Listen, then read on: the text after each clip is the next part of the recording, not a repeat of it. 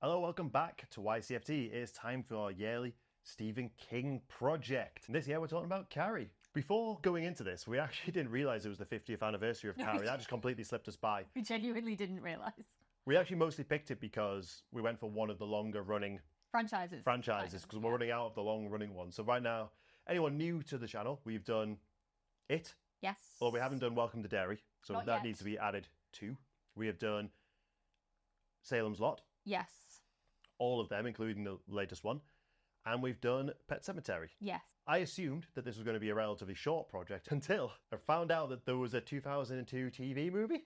Yeah, baby. In this video specifically, we're talking about the two theatrical releases. So we're comparing Carrie 1976 with Carrie 2013. Yes.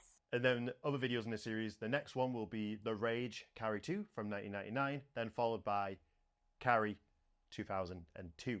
There will probably be a follow-up video at some point because we have Mike Flanagan's Carrie series coming out later this year. Yeah. So that's Carrie, The Rage, Carrie 2, Carrie, and eventually Carrie. Yeah, you got that? I will just refer to that. That's Mike Flanagan's Carrie. Upcoming And TV project. the remake movie is Carrie 2013. I did read the book in the lead up to this. Yes, you did. Well, listen to the audiobook. So it was his first published Yeah, it was. novel, but it was also the first movie based off his work. It was. So the movie is actually set in 79, even though Yeah. the film came out in 76. 70. I'm assuming most people know the plot of Carrie. Well, this is it. It's so part of the zeitgeist at this point that everybody knows Carrie having that blood poured onto her. Well, that's the thing. It's like, even if you're not familiar with the complete ins and outs of Carrie, I feel like there's at least two things that you associate the film or the book Carrie with, which is obviously the prom, the bloody prom. Or if you're like me, I always for a really long time associated it as that film where a pig gets killed.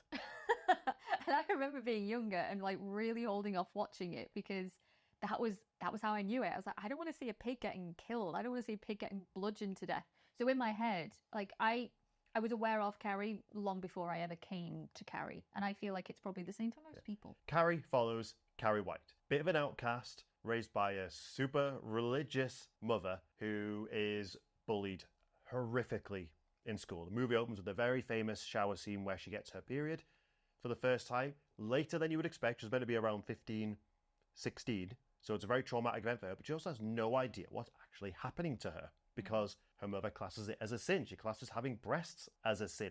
Basically, Carrie's entire existence is sin. Yeah.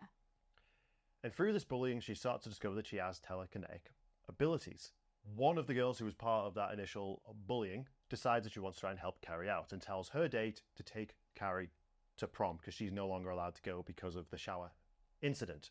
Another one of the girls, the main bully, decides that the most appropriate way to get revenge on Carrie for the thing that is totally her own fault is to pour a bucket of pig's blood over her head, leading to the full unleashing of Carrie's abilities. Things get very, very messy. It's a very simple story. It's a very sad story. Is Carrie, but it is heartbreakingly sad. The book is told more so in flashbacks. So we have the White Commission, which is the institution that's put together to research the phenomenon of Carrie White. The telekinesis. Yeah. So we hear it from like their reports and Sue Snell's recounting of the events. So it's more told in flashbacks from different points of view. Neither of these adaptations do that. From what the only one we've not watched yet is the 2002 one. And that one does have that structure. Yes. Apparently both movies were supposed to open differently as well, both 76 and 2013. Yeah. But I'll get into that in a second. So the original film, it's still classed as a masterpiece. It's a very good film, directed by Brian De Palma, starring Sissy Spacek as Carrie White. Yeah. And she fought to get on this film. She wanted it badly. Yeah. And Brian didn't want her initially. Not initially, no. Interestingly, most of the people that were auditioned for Carrie were also auditioning for Star Wars with George Lucas. They were auditioning at the same time. Yeah. Do you want to read off some of the cast of this film? I sure can. So yeah, it's Sissy Spacek as Carrie, who we will talk about this throughout in this video, but she is literally phenomenal in this movie. I'd really underappreciated her performance, I think, when I was a bit younger. Playing her mother is Piper Laurie. They both got Oscar nominations for this film. They did. Neither of them won, but they... Which is criminal. Yeah. They are very, very memorable performances. I mean, Piper Laurie is just so, like, gloriously over the top as this insane zealot mother. But yeah, she's wonderful in the film. So yeah, Piper Laurie plays Margaret, I think her mum is called. Margaret White. Amy Irving plays Sue Snell, who is the bully turned ally, tries to help Carrie. I mean, they're sort of like our main three, really. But of course, sorry, I do beg your pardon. We have Nancy Allen as Chris Hargensen, who's like the main bully, and playing her boyfriend is John Travolta. I'm going to say straight away, Grease.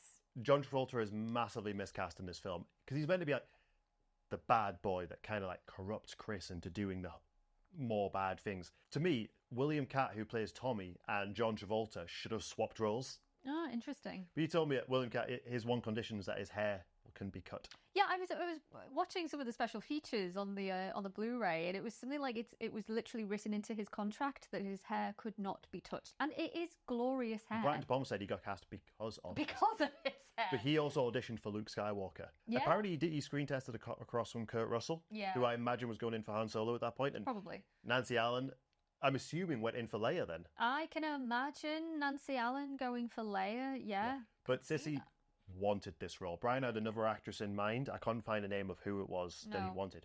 But she loved the book. And her husband, or fiancé, I can't remember if they were married, Fisk. Was the art director on the film. So she didn't shower. She put Vaseline in her hair. Made her look really good. And apparently just makeup. Blew everybody away with her audition tape. She is perfect casting. And it means that, like, she knows exactly what's needed for the film. Like, the casting director said she's never seen an actress so determined to get a role. She said, like, that was the first time the casting director had seen an actress go through a particular process, you know, like, you know, the physical transformation. And they were just so blown away by it. I mean, I say it's perfect casting because Sissy Spacek is genuinely brilliant in the film. But from what I gather, none of the Carries that have been cast, like the actresses, are actually right in terms of the book's description of Carrie. Not really, no. And it's the same with Margaret White as well. Piper Laurie's performance is amazing. It's unhinged, but yeah. It's not essentially book accurate. No. And that's the thing, like they made a ton of changes to the book to make it work for screen, just because of the way the book is structured, and they had to, you know, tweak things, change characters' names, like Mr. Desjardins, I always forget it. The PE teacher, or the physical education, the phys ed teacher. They changed her name in the original. Yeah, she's now called Miss Collins in this. Oh, by the way, she's played by Betty Buckley. Sorry. Yeah, who's great. Betty Buckley, can I just say, so a lot of the actresses who played the bullies, also, you know, Sissy Spacek, they were all in their mid to late 20s. And Betty Buckley was roughly around the same age. Playing the teacher. She's playing the teacher. But I don't mean any disrespect to Betty Buckley, but she does not look like a 28-year-old woman. And I think she was when she did this. But also, Sissy Spacek. 25. She was like 25, 26 when she did this, right? Like, she looks like a very fragile 16-year-old girl. You know, that's what I mean when I say perfect casting. Obviously, like, this is very much well regarded as, still to this day, is one of the best Stephen King adaptations. Yeah. Stephen King described it as a defying movie. That's high praise. That's praise from Stephen King. So can you imagine trying to remake that film? Yeah. At the back end of the remake trend as well. Oh, 100%. Carrie 2013. What was the name of the director of that one? I always forget her name. It is a lady called Kimberly Peirce. Starring Chloe Grace Moretz as Carrie White. As Carrie. Bear in mind, like I mentioned, this is the end of the remake phase. But we did also get Evil Dead 2013 that year. I remember seeing both of those in the cinema that year. And I think there is a lot to like in Carrie 2013 as well. Yeah, yes. Let's just say it from the outset here. 76 is better. It's more impactful. It's more impactful. I think the biggest thing for me is the performances are stronger and the cinematography is way, way, way more interesting. However, because that seems like the obvious thing is they always say, oh, the original one's better. There is a lot that's really good in 2013. Agreed. And I think what it succeeds at the most is modernizing the story. The bullying aspect. The cyberbullying aspect. The fact that Carrie is recorded during the shower scene and then that is used against her later. That's genius. Clever.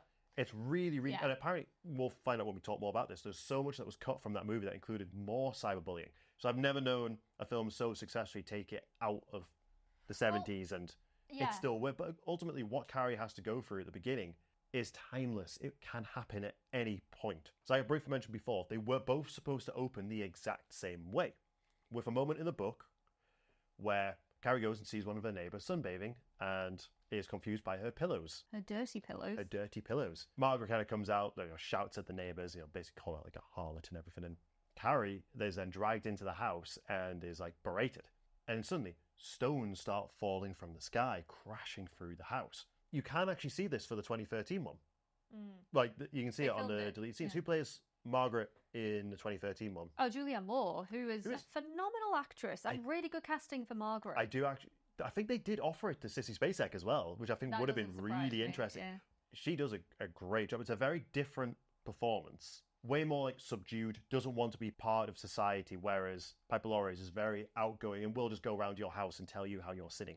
Yeah. Whereas in the novel, she very much does. She has a job at a laundrette, Yeah. which is similar in the book and in 2013. But when you see her like talking to people and just like self-harming herself, I think she just desperately wants to like shout at them about sin.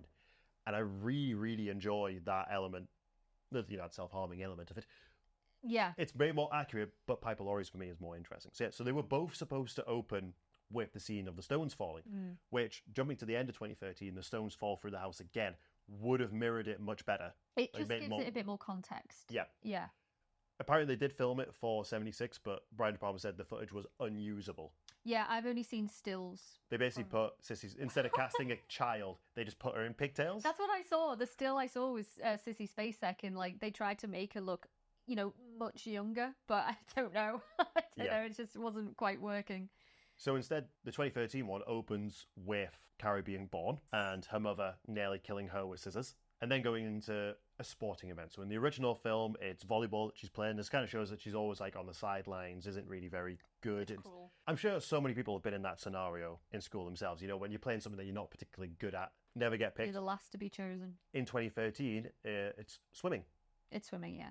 Which adds a certain element of uncomfortableness to me, because considering we know that she's going to have to get her period, imagine if it had come a little bit earlier and she was in the swimming pool. Well, it happens when she's in water, regardless. Yeah, but can you imagine the additional humiliation of it being not in the locker room, but in like the gymnasium, like in the swimming pool with more people around? I don't know why. Like I didn't clock that the first time I watched it, but she was actually so close to it being even worse than what it was. Yeah, yeah. So then going into the shower scene, Carrie as a novel for me is uncomfortable. And I'm not just saying that because I'm a guy and, periods, blah, blah. I think it's on purpose. Obviously, it's on purpose designed to be uncomfortable. And I imagine as a woman, it's one of your greatest fears would be to get your period when you're unprepared for it in a public place. I mean, it happens, like whether it's your first time or, years down the line, like sometimes they can catch you off guard and it's never a nice experience. Yes. And there is panic. When she starts bleeding. What I have to say, Brian De Palma's often said is very much the male gaze with his camera. And I'm going to talk about this for a second, if this is okay. What I don't like about, not saying I don't, what I think makes it feel uncomfortable is Carrie is meant to be 15 or 16, which is obviously late to get your period, which is why the class reacts the way they are, like, plug it up, They don't realise that she's having it for the very first time. No. And I just to add to that, I think the reason that it happens so late for her is, stress and anxiety can alter, a female cycle. And I think it's a testament to just how stressed and clenched and desperately unhappy she actually is. Yeah. She's late. And also her mother has not told her what the hell they are. To expect this to happen. She's not educated her daughter properly at all. Yeah. So obviously in horror, and particularly in slashers, so slightly different genre to this, we're used to seeing teenage girls shirtless in these films. Always played by characters in their 20s. Yeah. Just like they are here. I think what makes this uncomfortable for me, this opening scene, so we're seeing a lot of them, like, they're all, like, whipping each other with towels, freshly showered. It's like, this is definitely a male's interpretation of what happens in the locker room, isn't it? 100%. I've never been in a shower room situation like that.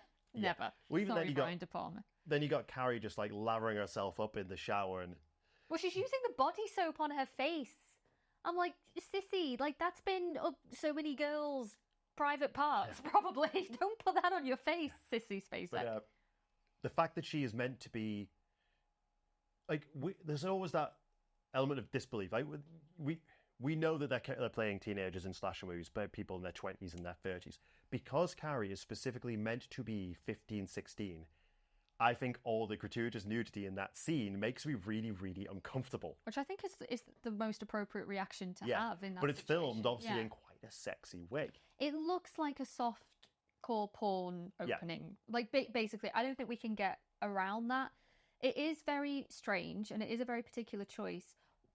What I like about it is because you're watching this, and as you say, like they're laughing and slapping each other, and they're all having a nice time, and then they're isolated as Sissy having a shower. She's waited to shower after everybody else. So she's isolated herself. But the music is, it's kind of slow and a little bit somber, and it's setting a particular scene, and then you see the blood, and then you see the panic, and the reason I like it is just because there is such a jarring tonal shift. It's like all the girls happy to, oh my god, panic. I appreciate that, but it's a horrible scene to watch for so many reasons. But it should always be a horrible scene, and I can't even imagine what it was like to read it. These scenarios, you always want to make sure the actors are protected. Obviously, she was well up for all of it, but it was actually her husband. I can't remember his name. Was it Jack Frisk or something like Fisk, who is basically down there between her legs, like dropping the blood and stuff like that. So cupping it into she was incredibly comfortable doing that scene. Yeah, well, it's a seminal moment in the story, and it's in the book, so it would have been in the script, so it's kind of unavoidable, really. Yeah, she knew what she needed to do. Yeah. So jumping to 2013, then there is less gratuitous nudity. Specifically because Chloe Grace Moretz was 15. Yeah, she's actually age appropriate. She's age appropriate for the character. And I know you've got issues with her casting. Yes. In particular. Let's get through the scene, then we'll talk about that. So when she starts to flow, she talks about how much it hurts.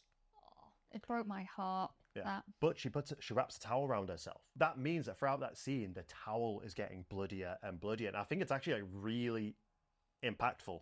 Yeah. Like, it makes it feel like so much... It shows just like, again, the level of blood and discomfort that she's going through. And not only is she having the tampons thrown at her, but she's being recorded. She's being filmed. As well. Yeah, there's an added layer of cruelty. It's horrible. So it really is. Both are done quite well. I think both are done very, very well. Both are very difficult to watch, obviously. And it's just... There's just something inherently nasty about girls turning on other girls. It's like this is a moment that every girl, most girls will experience their very first period. It's always a daunting moment, whether you're prepped for it or not. Like, oh my god, I'm bleeding.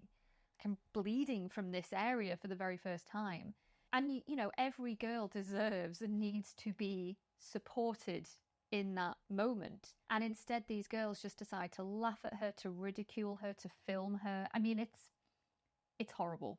Yeah. It's not even like she can go home and be comforted by her mother, because her mother is just as disgusted by her. But thank God for Miss Collins in 76 and Miss Desjardins. Judy Greer is Miss Discharge, and I'm never going to be able to say that name right. Desjardins. I always like her when she pops up. She's really good at just playing the same type of character over and over again. But I'll always know her for Archer, and she's incredible as this completely unhinged character in there. But I think she's actually really, really good casting for that character. The 76 one, there's so much of this teacher just slapping girls.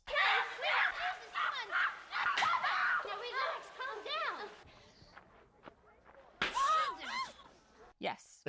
I'm assuming that happens in the book. Oh, she does slap her. It's more so in the book, it's described like she slaps her because she's wearing white shorts and Carrie puts a bloody handprint on her, so in shock just slaps her. Whereas in the film, she kind of slaps her to calm her down.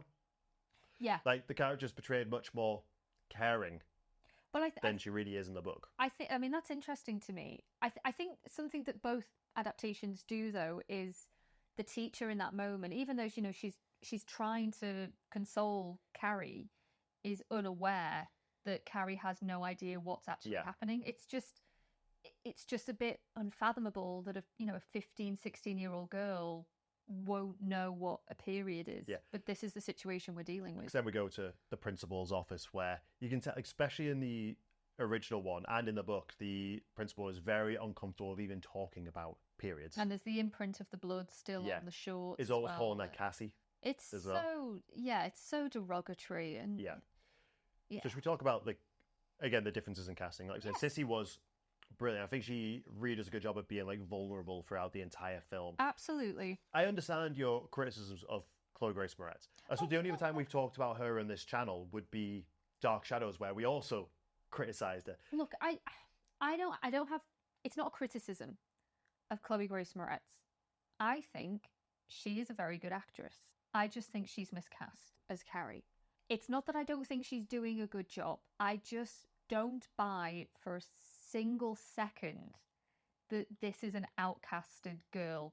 This is a... Is she too pretty for the role, do you think? Very, very pretty young woman who is desperately trying her hardest to come across as a meek, outcast bully victim. And I just don't buy it. You can put her in dowdy clothes, you can not brush her hair, but at the end of the day, I ain't buying it. Because she spends most of it just kind of She's just kind of like hunched over, and she's doing the thing where the hair is coming over the face because she doesn't want people to see her. And I think she does a good job with the material. She's not Sissy though, but she's not Carrie. Yeah, this is not. I don't know. I'm sorry. This is not a bully victim to me. I think I enjoy her in the role more than you do. I totally understand your criticisms, and I agree. Against Chloe, it's just I agree with that, but it's also just the way the film portrays, because she is portrayed as a very different version of Carrie. Yeah. Mainly, I think that mainly is changing the setting because women have changed, bullying has changed. Carrie gets a week off from gym whilst having her first period. So she goes to the library to start researching what's happening to her. Whereas obviously it's books in 76. In 2013, she uses the internet. And what she does is something that she does in the books in 2013, she practices. I do love both moments where she's walking home, the neighbor kid going, "Creepy Carrie," and just knocks him off. Creepy Carrie! Oh! Crazy Carrie! Crazy Carrie!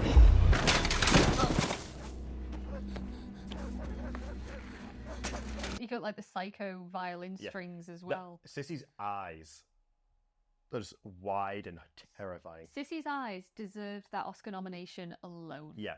But I did like seeing Chloe's Carrie practicing and honing her abilities, and I think seeing how powerful she becomes later makes much more sense.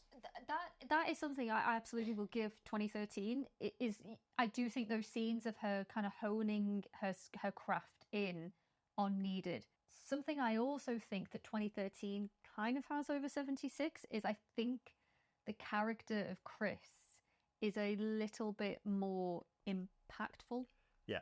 I like Nancy Allen. Nancy Allen is great as Chris. This is I'd say it's probably her best performance in anything that I've seen her in. Yeah, I'd probably say the same. I really like her as Chris, but I just think overall we don't have enough scenes with her, and it's a little bit hard, I think, to understand why she hates Carrie so much. I'd say that's a bit of both. Both films don't. Well, neither of them include a bit from the book where they go to a summer camp and Carrie has to come back early. Right. There's obviously we see graffiti in the schools. There's a history of Carrie being bullied for being different. And I think especially early on, because she was homeschooled for a long time. And it was the state that made Margaret send her to school. And Carrie would try to preach them. Yeah. And it instantly outcasted her. Yeah. And you can see throughout the film, both of them say that she wants to be normal. Yeah. She doesn't want to be like her mum. And neither adaptation has really backed up the bullying enough up to so you can see the shower scene feels like a culmination of years of bullying to that point. You don't start bullying someone with an event like that. No. This has been happening. This is a group of people who do not like her. And I'm hoping the Mike Flanagan adaptation, with more time given it a series, will be able to delve into that. It's probably going to be an incredibly uncomfortable watch because bullying's uncomfortable. Whereas I think I also want to go to 2013 for a second because that movie was cut to death. Apparently about 40 minutes were cut from the film. Which is, it's criminal. Yeah. We know shame. the opening was cut. There's a scene of the White Commission that was also taken out, but also apparently loads more references to like Facebook, other social medias, messaging. More of the online bullying was taken out, and basically they preached it as it was meant to be a new adaptation of the book, not a remake of 76. The studio had the film basically be edited to be a remake of 76. And I think that's just so what was already the stronger part of this film could have been much better. Could have been something more. Yeah. But it all got taken out, and that's what kind of leaves it being a lesser film than the original. Something I did just want to point out, actually, just talking about casting, Stephen King had a suggestion for who he wanted as Carrie in 2013. Was it Lindsay Lohan? And it was Lindsay Lohan. Now, I don't know if I could see her in that role because she's Lindsay Lohan. And Lindsay Lohan's great. I actually think that's a really good shout. I know what you mean. Lindsay Lohan she's a personality, you know, she comes with a lot of like pre-existing like baggage and fame. And fame, you know, like, you know, you see Lindsay Lohan and you think of other things, and it's hard to just maybe like look at her and, you know, appreciate a role that she's doing on merit. So I agree with that. I think you should be casting unknowns really with Carrie, but I do think she's a talented actress, Lindsay Lohan. Chloe Grace Moretz has a similar issue. She wasn't like a massive star, but she'd been in a lot of films, and this was after Kick-Ass when she was Hit Girl. Yes. And obviously she was more of a child at that point. One of her early films was the Amityville remake with Ryan Reynolds. Oh shit! Yeah, no, she's a scream queen. She's a bona fide scream queen. Yeah, Chloe it's just a shame. Moretz. I think she made a couple of career mishaps. Bear in mind, the year prior she had been in Dark Shadows. Yeah. Yeah, I'm a werewolf. Yeah. No matter how good she is, you can't save that type of dialogue. We could have done without that. But anyway. So I do agree. Unknown is better. Would have been better cast. And man, the fashion sense in 2013 is atrocious. It's not great. There was a lot of it touched a nerve, definitely. But yeah, I think it's interesting that both adaptations are set in the time that they are made. Yeah. You know, like 76 set in the 70s, 2013 is set presumably in 2013. It's something that we'll talk about when we come to the other Carrie films as well. Each of them are set in their own time, which is interesting. So I'm curious what Flanagan's going to do, if that's going to be set 2026 or if we're going to go back to 76 again. I don't know. But, you know, I do like how both adaptations so far have made the most out of the context. Something I don't think either adaptation has shown particularly well is the fact that for prom, after she's been asked, what's great that they include the teacher, I'm just going to call it teacher because just named two different things. Yeah. Showing concern that this is just going to be another prank. Which is understandable. It is completely understandable. Like, there's no reason for Sue to suddenly have a complete change of heart. Sue was one of those girls throwing tampons at Carrie in the shower. Yeah. You know, the teacher is right to be suspicious of this. It also just shows, like, how much her boyfriend must love her in order to agree to do this, because it's social suicide for him. Yeah. One thing that's very prevalent in the book is the fact that Carrie makes her own clothes. Both her and her mother are seamstresses. I think there's like a line in the original one that says that she made it. Yeah. Made this dress. The dress in the book is also pink, or like more of like a pinky red sort of color. So in the original one, it's like kind of a white. I believe it's the same in 2013. I actually can't remember what the color of the dress is. It's the same color as Sissy's. Yeah. It's like a pale peach color. There is one bit in 2013 that the director insisted on. The studio wanted to cut on the budget, and she had a lot of scenes planned of her going shopping for materials and making her dress. And she insisted, no, this is so important for her character. So basically, they had this one take of her walking into the store, looking at some material. Why were they trying to cut stuff that helps this film stand apart from 76? Yeah. Because it's such an important thing, like her defying her mother to create the type of outfit that her mother would never allow her to be seen in again. The first sin was intercourse. Apparently, the first sin was intercourse. The first sin was intercourse. And first sin was intercourse. First sin was intercourse. I didn't sin, Mama. No, Say it! I didn't sin, Mama! The person was in the course. I think both films do a decent job at their relationship, but 76 is just, it feels so much more intense. Again, nothing's been, the house especially has never been a true adaptation. Like, there's no altar in the house, in either house like there is in the book, for example. There's something about the cinematography in 76 that just makes the house feel so unwelcoming. It's very, like, flatly lit in 2013 and to be a little bit boring. I have to admit, Brian De Palma does some weird stuff in 76. Which he admits to. The split screen was a bit much, but I think it's got a split diopter lens where you can have something in focus right in front, something in focus at the back, and everything in between is blurry. You don't see it very often, and it's used very interestingly in this film. There was, just talking about, you know, the difference between their relationships in the film, so the mother-daughter relationship, I do think that the abusive elements, again, just hurt a little bit more to watch in 76.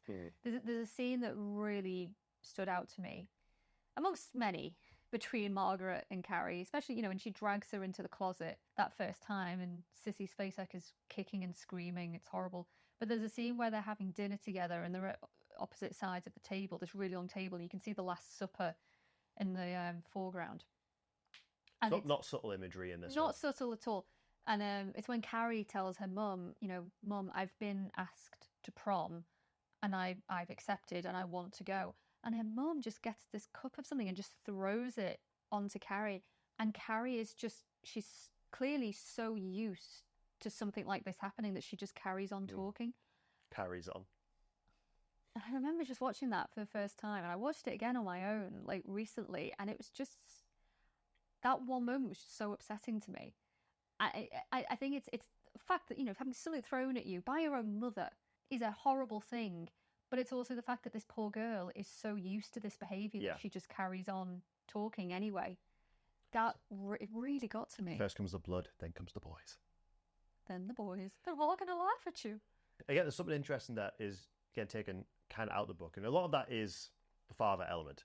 Ralph. In 76, it is talked about how he, you know, sexually assaulted Margaret. In the book, it's a little bit more complicated than that. So in the book, it goes into that they had sex before they were married, which did lead to a pregnancy and a miscarriage. And that's where kind of when she swore that they will never do this again. And then later on, he got drunk, forced himself on her, and that's how Carrie was born. So she's always going to hate Carrie.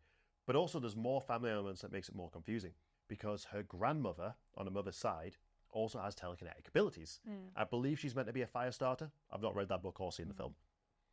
Maybe that'll be next year, so you never know. And the way it works is so that there is the book explains there is a recessive gene. And when two carriers have this gene, that is when the ability manifests. So both Margaret and Ralph were carriers. And that is why Carrie is as powerful as she is. But it also explains why Margaret is so terrified of her abilities, especially knowing that she made stones fall from the roof. Like, Ralph died in a construction accident, so they got a big payout, and that's what essentially fixed up the house. And when that settlement money ran out, Margaret had to go back to work. But it explains why she's so fearful of Carrie. Yeah. And Carrie doesn't understand it. No. And it's because she's seen this in a way with her grandma. I hope Flanagan's adaptation, well, I think he has cast the grandmother, so I think we are going to see a little bit of that. Because other than that, we don't really understand why Carrie is the way she is. Why Carrie is the way she is. Yeah. And why Margaret is the way she is to her. Yeah. It's also, I mean, the Margaret character is, I mean, she's horrible. Obviously, she's horrible. But it must be such a fun role to play, though. It must be, because, you know, you can just go balls to the wall with it, which Piper Laurie does. They dress her in very witchy attire, which, considering how the character is, and the fact that she calls Carrie witch, it's so, like, opposite, but it's the big flowing gowns with long sleeves. I'm like, I think it just works so like well for her. The big bouncy red hair as well. I mean, so Piper Laurie as well. I mean, you know, I assume she was probably a classically trained actress. You know, like, she came up in, like, the... Hadn't she pretty much 50s, retired 60s? from acting at that point? She had retired from acting, and for some reason her agent, or, you know, who was her agent, still recommended her, and she said yes. Although Piper Laurie, I still think to this day, has, like, a weird feelings about the script, because when she was first presented with it, she thought it was a satire, and she thought it was, like, comedy. It's like, I don't know what script she read. But that's how she approached it, which is bizarre. But I think even she was like, the character of Margaret was just so over the top. There's no way that this could be Yeah. this is not an actual person. Like, she is so overly she's exaggerated. Yeah, exactly. And there's even, like the way that Margaret interprets the Bible and the way that she educates Carrie, first was intercourse, and the way that she cherry picks passages to prove her own warped theories. I mean, that's totally never happened through our history and totally isn't happening today. Totally never happens. Even Carrie saying, like, Mom, that's not what it means. Like, that's not what the Bible says. And Margaret is just, go to your closet. As I say, she's horrible, but she is a fascinating character. And there's clearly a lot of damage there that maybe, And I think a lot of that is missing from 2013. It's still a really fun performance. It's fun, but it's more understated. Yeah, and I think, again, you got to pair that with the cinematography as well. Like, as you say, the it's way just she's glam. filmed and lit just makes her so much more interesting in 76. Yeah. Talk about the prom. I think we should, Yeah. I think we should. I think both films, they do undercut Chris a little bit. Probably is a little bit better. I think you're right in 2013, just because we spent a bit more time. And a lot of the deleted scenes were more of Chris and her boyfriend as well. One thing we also have to credit Chris for is, expert multitasker. I've never known a girl who can give a blowjob and have a full conversation with the man at the same time. Oh, yeah, I hate Carrie. There's a reference to that in 2013 as well, isn't there? They do it again, yeah. Like, It's so ridiculous. She's going down on Billy. Is that her boyfriend? Yeah. Billy. She, presumably her mouth and throat is occupied, but she still manages to say how much she hates Carrie. Well, I thought, I was like, oh, sure, this must be dubbed because censors didn't like it. But then he goes, what do you say? So I'm like, oh, no, it must have been said. Who? Yeah, I know. But no, Chris she's a very interesting character to me. I just think there's a bit more to her in 2013 than we see in 76. It's like 76, she's just a bully, really. There's not really that much to her. 2013, there's just a few more scenes that we get with her. A few more scenes with her and Sue Snell and, like, their friendship. Yeah. And so a little bit more context. The punishment is essentially they have to go and do push-ups and basically physical punishment through gym. Yeah. And it's a case of they either do all of that and they can go to prom, or they don't do it and they don't get to go to prom. So she essentially decides that, oh, my lawyer daddy's going to sort this out. Yeah. And he doesn't because, well, especially 2013, she bloody videoed it. There's evidence, Chris. There That's is. how that works, There is. I did keep thinking, like, and you even said it to the film, like, why is no one using their videos? And then it does pop up. It's like, yeah, actions, here's consequences. Yes, 100%. And obviously she decides that Carrie needs to be punished for this. And it's a pretty extreme punishment. I remember there's a line in the book of Billy going, like, a pig's blood for a pig is the line that is roughly the line that he uses for it. It's horrible. And it's not a big company that they get the pig from. It's like, it's just a farmer. Yeah. So yeah, so we've got two, but in the book it's two buckets, but I think in both adaptations films it's just the one. It's just the one. And so it's got a pulley system. So Carrie obviously has done herself up nice for the prom. She's accepted Had Tommy's... a bit of a glow up, accepted Tommy's invitation, because he does originally said no. Again, in the book, he kind of does quite like her at this point, because she's like, she's very, very nice and quite pretty, but it's like, you do still have a girlfriend, Tommy. I mean, yeah, I think that's worth dissecting a little bit more later on, perhaps. But Tommy's motivations are a little unclear to me. Yeah, because he does obviously give her a kiss, but at the same time, it's like, I think the most important moment is when he says to her, "Oh, a bunch of people going to a party after this," and she's like, "Oh, it's fine, you can go," and he's like, "No," he's like, "I'm wondering if after this, before I take you home, would you like to go for a burger and a shake?" Yeah, I'm asking to spend more time with you. Yeah, and because I think he's realised that she's not a weirdo. No, she's not a weirdo. She does not have any friends. It's like actual, like normal social interaction is so alien to Carrie, and she's just spent her whole life assuming that she's a burden, that she's in the way, that she's no good. So it's like that the fact that a good-looking, popular boy would willingly want to spend time with her is strange. Mm. And oh God, it's so heartbreaking, actually. It is. As a girl, like it's really... Because you got another girl who's come from like another school who obviously doesn't know who she is, and as soon as she finds out she makes a dress, like, oh my God. And it's like, Carrie's just having one night of normalcy that is That Sue Snell has gifted her, Yeah. really. And in both adaptations, Sue does end up at the high school. But in the book, and I believe it's the same in 2002, she just stays at home. Okay. Because this isn't in 76. Sue's pregnant. Teenagers having sex? What? I think to keep the character's purity, they don't have her have sex in the 76 film, but she obviously is in 2013. She absolutely does in 2013. Yeah. I don't like Sue in 2013. Can I just say I don't? I think that actress was miscast as well. Yeah. She looks like a supermodel. Like she just stuck out to me. I was like, this person does not exist. But we spend more time with her as well. Yeah, we do. I mean, she's a nice character. She's always been a nice character, Sue. Aside from when she's throwing tampons at a girl. Yeah, it's that mob mentality, isn't it? It very much went along with what everybody else was doing, and then realizes, oh shit. Yeah, she had to be snapped out of it by the teacher. It's like, oh my god. Yeah. But is the only one that actually takes responsibility for what she has done. Yeah, yeah. And she knows that I don't deserve to go to prom and have a nice night. No. So I'm going to gift Carrie this. Yeah. So both adaptations, votes are kind of fiddled a little bit. Yeah. The election was rigged. Yeah. And Carrie ends up winning. Yeah. So she goes up on the stage with Tommy. Again, it's a lovely moment where she's walking up to the stage and she's just kind of embracing the moment. Everyone's cheering her. And then it happens.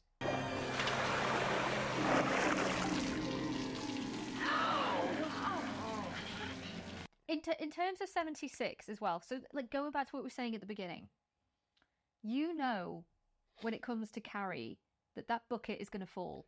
It's so tense. It's going to happen, but it is still, the anticipation of it is horrible. And one thing I really appreciated, actually, the third time I watched it in total, was we see a lot of it play out from Sue's point of view.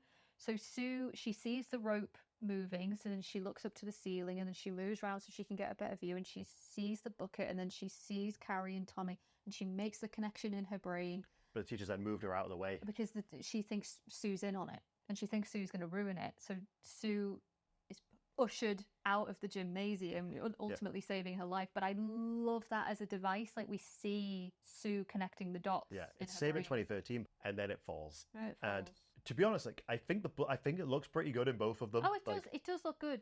What I love about 76 is the silence of the moment. The bucket falls, and there is just shock horror from the crowd. It's where she holds herself like. There's no music. Like this, as if you've had something poured on top. Like something cold and sticky, and probably foul smelling as well. So she's naturally very, stiff, and she's in shock. Tommy, you can't hear him because it's all very muffled, but he's yelling at the crowd, asking, what the hell is going on? And then the bucket falls on him and kills him. And then we have the echo of Piper Laurie. They're all going to laugh at you. They're all going to laugh at you. The weird kaleidoscope lens effect. Sissy SpaceX eyes. Oh my god. They're all gonna laugh at you! They're all gonna laugh at you! They're all gonna laugh at you! I love that whole sequence. The fire behind it. It's literally wonderful. It's genuinely, it's so well done. I know Brian De Palma has said that he regrets how much split screen he used ultimately, because he now thinks that it probably took away a lot of like the impact of standalone. I like how it lets us view several different things going on at the same time, like show the scale of fear. But there's just a quiet malevolence to Carrie in the prom sequence. Well, we know as the audience that she is the one that's controlling everything, but I don't think the crowd are aware that it's Carrie that that is manipulating the objects and everything. I mean, in 2013, it's very obvious. But it's very obvious. But I just like how quiet and still the performance actually is versus 2013, where it's a little bit different. I described it as 2013, when Carrie snaps, she then starts to enjoy She's relishing that power. And what makes it really obvious is like Sissy is doing a lot of this, like very like Bride of Frankenstein-esque, whereas Chloe is doing a lot of like. I didn't like the flying. I thought that was a bit dumb. The other thing I did not like, and I'm sorry, for some reason her mouth is open like throughout the whole thing, and it's like she's like concentrating and trying to like manipulate things, but I just like, please close your mouth, Chloe. I'm sure it was It's described just as a bit like distracting she's to me. flexing a muscle. She's flexing. I get that. And she's in 2013. She saves Miss Desjardins. Yes, she does. Because she does not survive She- in 76. No. Also, fun bit of trivia. PJ Souls, horror icon as Got well. this role because of a red She got cap. this role because of the cap that she wears literally throughout the entire movie. I forgot she was in this. She's in Um, Halloween, isn't she? Yeah, so she's obviously at the prom. She's one of the bullies. And there's, what do you call it, like the fire hose? Like the, the hose. Yeah. Like the gymnasium hose that Carrie's manipulating and it's spraying everyone. And the force of the water is obviously very intense in that moment. And it knocks out PJ Souls. And she's saying that, there's a moment in the film where I kind of turned my head and the water went right into her ear, burst her eardrum. Oh. And she said it was absolute agony and she had to be hospitalised for a really long time because of that. Ooh. Yeah, it was so powerful, the force of the water. It went right into her ear. And every time I see that on screen, I'm like, I can't watch it. There is certain elements of the 2013 one that I do really like. I love when she closes the bleachers on people. Oh, that's good. Yeah, And that's good. So many people get set on fire. There's Both trampling going on. Some of the VFX have not aged well in that scene. Nah. But there is kind of like I'm going to say as a you go girl moment to that. You go, girl. Because she's clearly enjoying herself in that listen. moment. Like she's gone. She's completely snapped. And I think obviously changed, like a big difference is how she deals with Chris. In 76, it's a cool moment. It's like Chris and the boyfriend are driving away and she's left the prom at this point. And she kind of just turns and flips the car and it explodes. Yeah. It's a great moment.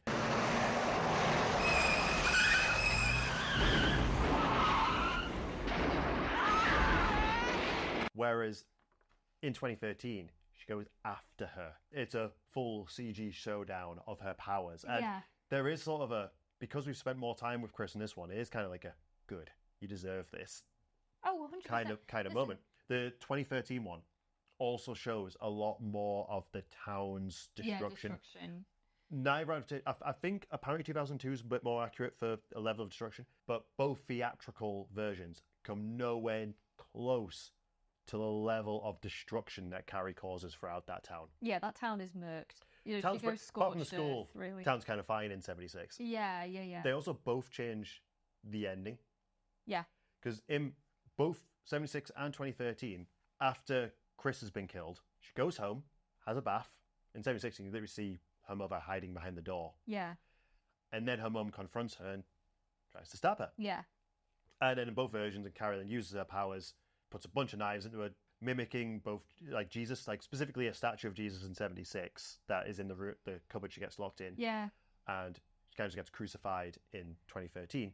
And then there's that instant regret for what's happened. And in 2013, the stones then come through. Sue then appears to try and help her. We find out that Sue's pregnant because she didn't even know in that moment. And Carrie saves her from the house destruction. Didn't like that scene.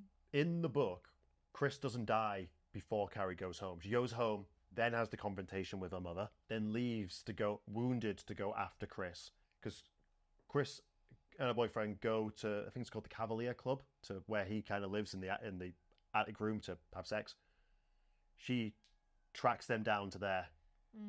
That's when she dies. Sue then comes and Carrie basically reads her mind, just realised that she had no ill intent, and Carrie dies in the middle of the street. So neither adaptation's really been accurate to how actually sad Carrie's end is. Like both films I think are pretty sad. I think both films are. It's 76 when she drags her mother into the cupboard and the house collapses down on themselves. It breaks my heart. That. But I think the book is just infinitely more sad because She's alone. she's alone. She's alone in that alone. moment. Like I think in both 76 and 2013, the guilt she feels for killing her mother completely overturns what her mother has just done to her. Because her mother's been abusive to her entire life, coming at her with a knife probably didn't seem that much different to a Tuesday. Because in 2013, her mum does bring a knife to her bedroom at one point. Yeah. It's also that initial moment where in 76 where Carrie, I think it happens in 2013 actually too, where Carrie comes home after the prom and obviously, drenched in blood, and she has a bath. And then she sees her mum, and the first thing she says to her mum is, "Please hold me." She just wants, Despite everything, she loves her comfort. mum. She just wants her mum to love her and give her comfort. and then she gets stabbed in the back. It's horrible. And then, then you have the moment where she's killed her mother, which is a great scene in 76, especially, the crucifixion. Yeah. But In the book, she uses her powers to stop her mother's heart. And then she, drags her mum into the closet. Because, this is the woman that has abused her entire life, has just tried to kill her, but Carrie still wants to die with her mum. 76 does it better than 2013. I think there's a theme here. 2013 is a perfectly fine film with some good moments, but 76 is a classic. It's a classic for, it's a classic for a reason. And it's just a really good film. I'm not saying it doesn't have its issues, but we have some incredible cinematography, incredible performances, and I think it is a really good adaptation of the book. And I understand the changes that they made and why. Yeah, it is. But for both adaptations, I don't like the actual ending. Well, isn't it also in the book, just rewinding to the prom, doesn't Carrie leave the gymnasium when the destruction happens? Yeah, she's not on the stage. She uses her powers to lock the doors while it burns down. But I think the decision to have her in the prom is infinitely better. Right, Sissy chose to be really close to the flames. That's why you get that wonderful silhouette shot of her, and it's. Apparently, her husband was very nervous. Sissy Spacek, I just cannot praise her performance in this enough. It's just great. It really is. It actually is really, really good. Genuinely, it's a career-defining performance. Yeah. And she's never tried to distance herself. She's very proud of this movie. As she should be. Just a few bits, I guess, that not covered just yet, is that the character of Carrie was inspired by two girls that Stephen King knew growing up, and neither of them were, I think, but they both died quite young. Neither of them lived particularly long. I think one of them ended their own lives, which is very tragic, and then I think another one died of illness. But yeah, these two girls, I can't remember their names, but one of them, he said, I think she just came from a very poor family and basically would wear the same outfit to school every single day, just the same clothes. And then there was another girl whose house he visited once and was just a bit overwhelmed by how overtly religious the mother was, because inside the house there was just, crosses everywhere, and it was just a little bit intimidating and a little bit overwhelming. So, real life inspiration. And, bullying, I think the reason that Carrie is so hard is because of that element. Yeah. It's as horror fans, I can happily watch someone being tortured. Well, not happily, but I can watch it. I can watch a guy having to saw off his own foot for the sake of his survival. That's fine. Something that immediately, I have a visceral reaction to is seeing someone being bullied. I find it genuinely, really hard. Yeah. It touches because it's real. I wasn't bullied at school, but obviously I knew people that were, and it's just never a nice experience. It makes it real. I think you said Carrie is ultimately, it's a cruel story. It is. It's cruel, and that's probably why, because this is only the second time I've ever watched the film. Yeah. And even when I first watched it, was probably a long time ago now. I remember thinking, this is really good, but then I've never had a desire to watch it again. Yeah. And it's 2013. This is the first time I've watched it in 13 years since it came out. Yeah. And I still enjoy watching it, but it's still a cruel movie. I'm probably going to feel the same way with Mike Flanagan's series. Well, I mean, we watched Carrie 76 together, and for research, and then I watched it by myself the other night, and I don't mind admitting it, I was sobbing when I was watching it by myself. Just had a very visceral reaction to it.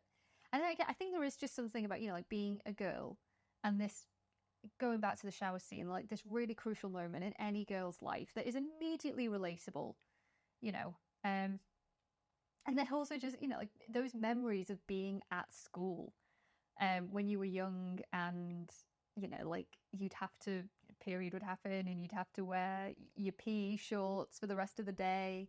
And then all, it was never girls. It was always boys. It was always the boys at my school that were like, why are you wearing shorts? Whoa.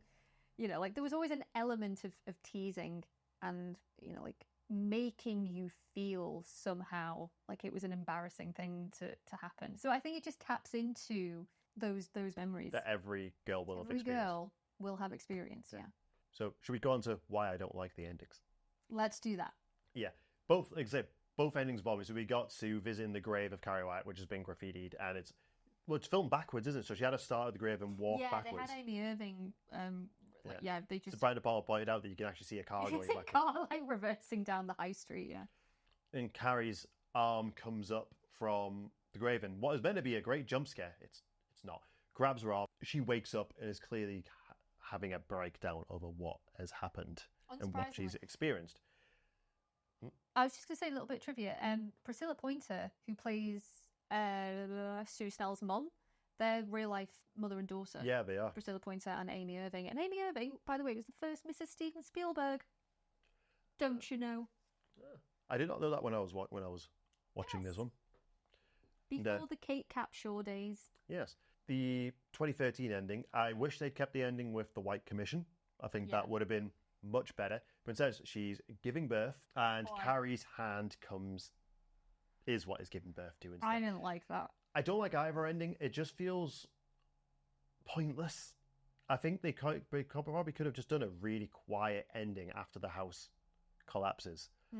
I think that would have been absolutely fine. Both endings, I think, are just cheap scares. Yeah. Do you know something I never realised? Do you Adam's Family Values? The ending of that, I don't know if you remember, but it's where David Krumholtz and Christina Ricci are at the grave of Debbie. You know, the nanny or whatever. And David Krumholtz goes to the grave and he's like, "We're very sorry for what happened to you, Debbie. We're all really sorry." And then the hand shoots up from the grave. Never realised that was a Carrie reference. It absolutely must be a Carrie reference. Yeah. And Christina Ricci just sort of smiles like, "Ha, gotcha." I think they're both quite weak ways to end. Pretty again, one extremely strong movie and one pretty good movie. So there's never been a satisfactory Carrie film ending for you? No. No, and that going into next week is the same for The Rage Carrie 2 as well. Obviously, there's probably so much more we could talk about with these movies. Could bring in so much more from the books. I'd go through all the different character names that changes, things that need to be changed. I think ultimately what we need to come down to is these are still two decent adaptations of the book. Yeah. 2013 was never going to be able to beat out a classic. But what it does do is, more successfully than many other films, update it for modern times. Modern for 13 years ago. Yeah. And I truly think if they'd been able to keep more of the cyberbullying aspect in there, I think they actually could have made a really, really good film. Yeah. Despite the potential miscasting of Carrie. We've seen so many horror movies that have tried to update themselves, and it just doesn't work. Another one that came out that same year that failed at doing it was Texas Chainsaw 3D. Oh, yeah. You know, when it needed to be a character that was a baby in the 70s, but it's set in 2013. Yeah. It's like that. Alexandra Daddario is way too young for the role she's supposed to be playing. What is that timeline? Oh, the timeline's all over the place. So then it's like, oh, it might not be 2013. Oh, no, but a character's using a smartphone as a torch. So other film franchises struggled to update the stories for the modern day. I think Evil Dead did it very well, and I think Carrie did it very, very well. That's a really good point. Yeah. I also find it interesting, too, is that, I mean, I've not read all of Stephen King's novels, but there's clearly things that he comes back to, so it must fascinate the guy. But this idea of telekinesis and a young girl having this power... if anyone's seen Rose Red, like the TV miniseries he did back in like 2000, 2001, or he came up with the idea for it. Very similar themes. I mean, there was literally a sequence in the film where a young girl who I think has autism, she's very young, incredibly telekinetic, and she gets bitten by her neighbour's dog. And as a young girl, doesn't quite understand what's going on. All she knows is that she's been hurt by this thing. So she has a lot of stones rain down on their house. I think she kills the neighbours with the stones because she doesn't quite understand. She's just hurt and she's unhappy, but the power of it. So it's like there's certain things that he clearly is fascinated by that he revisits a lot. There's definitely an element of, is Carrie shining?